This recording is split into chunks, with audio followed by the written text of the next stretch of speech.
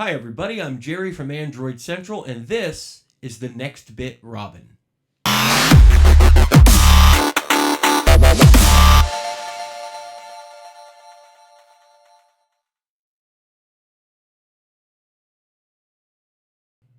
This is the Robin.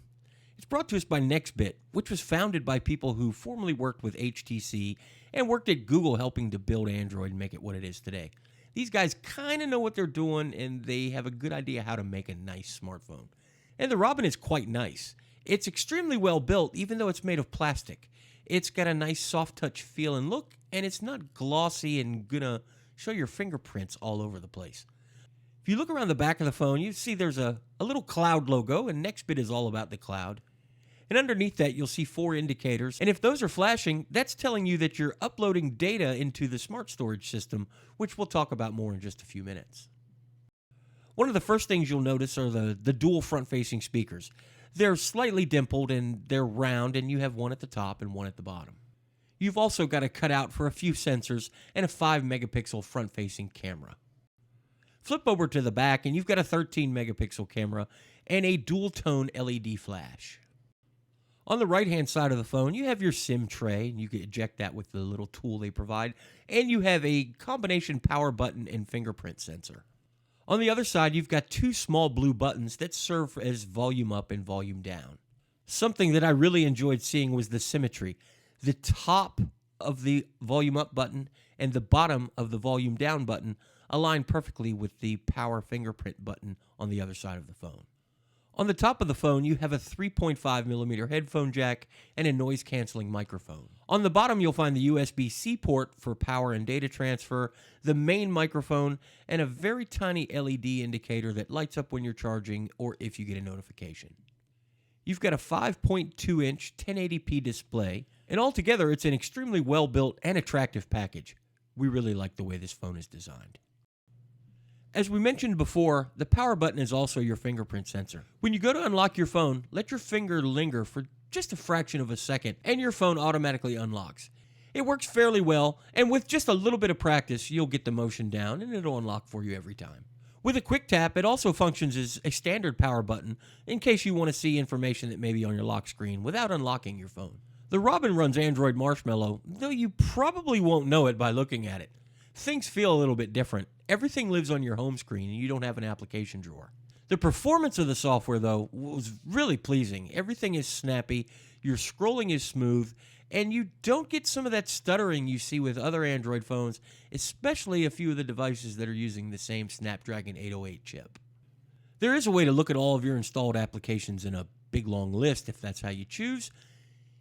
Every home screen has a small blue button down near the bottom right, and if you tap it, you'll see you can look at apps that have been archived and apps that have been pinned so they can't be archived, and we'll talk more about that in just a minute, but you also see a list view. If you tap that button, things open up in a way that may be a little more easy to understand and sort your way through.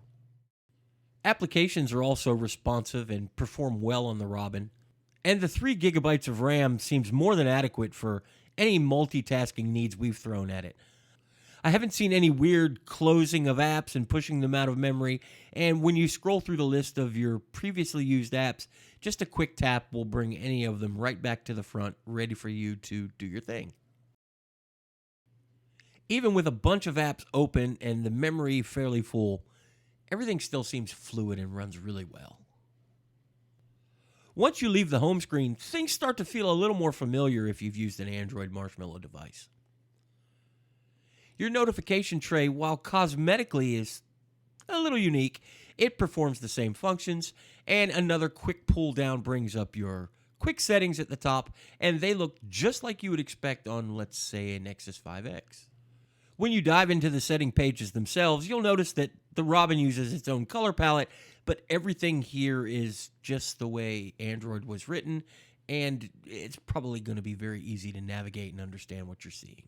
Our unit shipped with Android 6.0 Marshmallow and a January 1 security patch level. Nextbit has assured everyone that they are really focused on fully supporting this phone and its software for at least 2 years. While they've broken away from what we think of as stock Android, the phone performs really well, and they've done an excellent job on the software. A feature unique to the Robin is what Nextbit's calling smart storage. Applications you haven't used in a while get backed up to the cloud, but the state is saved, so when you download them back, everything is just the way you left it. As you start to fill up your local storage, applications and photos are offloaded to a very secure cloud, but the user data is left in place on the phone. When you need to use them again, you simply tap the icon that remains on the home screen, and you re-download the core files of the application, and you pick up as if you never stopped using it. Smart storage is enabled by default when you first set up your Robin, and it's set so that it only offloads data when you're plugged in and you're on Wi-Fi. That's important if you have a capped data plan and you don't want to burn your battery up. The idea is great. The only drawback that I can see is if you need to use an application that's been offloaded and you're somewhere where you may not have a very good data signal. If you have a handful of applications that you never want offloaded from your phone, you can pin them in the home screen. We've got a full explanation of what smart storage is and how it works on Android Central, and we'll have a link to it in the video description. The default home screen layout on the Robin isn't going to be everybody's cup of tea, especially if you're used to the way most other Android phones look and feel. The good news is Google Play is full of alternatives you can download and install.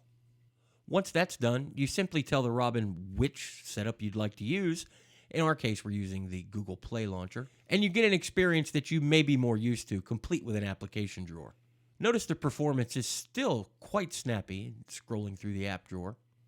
And it's always easy to revert back by either telling the phone to use a different launcher or uninstalling the one you've downloaded. If you like to play games on your phone every now and then, the Robin does a fine job handling them. This is my favorite game, and it can get pretty hectic on the screen with a lot of stuff moving around, and the Robin handles it just fine without heating up or slowing down.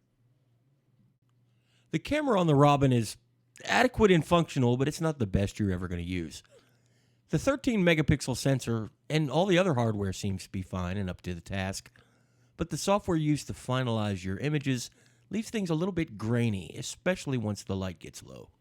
The software, on the other hand, is quite nice, though it's pretty minimal. You've got a few settings so you can set the resolution and aspect ratio of your photographs that you take, and you have a few options where you can decide what resolution you want your videos to be. While using the camera's automatic mode, and that's what we recommend with this one, you have a few simple adjustments you can make. You can decide whether you want the flash to be on or off. You have a timer you can use. You can turn on and off vertical lines to help you frame your shot. And there's an HDR mode, though the results using it weren't spectacular. Switching over to the manual camera controls gives you a little bit more room to tinker. You can adjust the autofocus, the white balance, the exposure compensation, as well as the ISO rating for the sensor itself. If you only use your phone to take pictures that you're going to share on Facebook, for example, you'll be fine with what we have here. After it's all said and done, we were impressed with the Robin. It's wonderfully built. It feels very high quality, even though it's made of plastic. And it outperforms what you think you would get based on the internal hardware.